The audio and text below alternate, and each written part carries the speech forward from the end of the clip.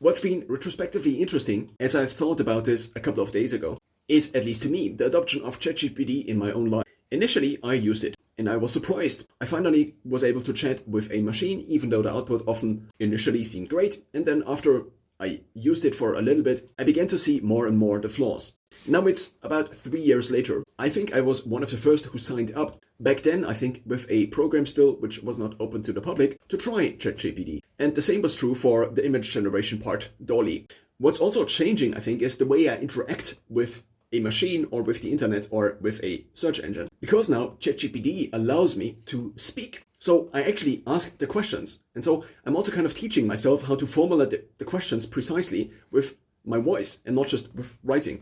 And also I'm kind of teaching myself to speak in a way that's so clear that the current voice recognition recognizes what I'm actually trying to say. It's a constant feedback loop. Whenever I get a word wrong, it incentivizes me to speak more clearly. A part of this that's somewhat eerie, I think, is how more and more it seems, at least in my life, to replace the exchange with other people, or at least a portion of it that was purely information-based. Of course, there is no portion of it that it is purely information-based. It's always kind of a mixture of multiple variables. But it seems to reduce the information-based exchange with other people, as often asking ChatGPT seems to be the more useful way to answer things. Now, of course, there are many areas in which this still is not true. But if I want to know whether a specific supplement possibly impacts me with this given genetics, then who am I gonna ask?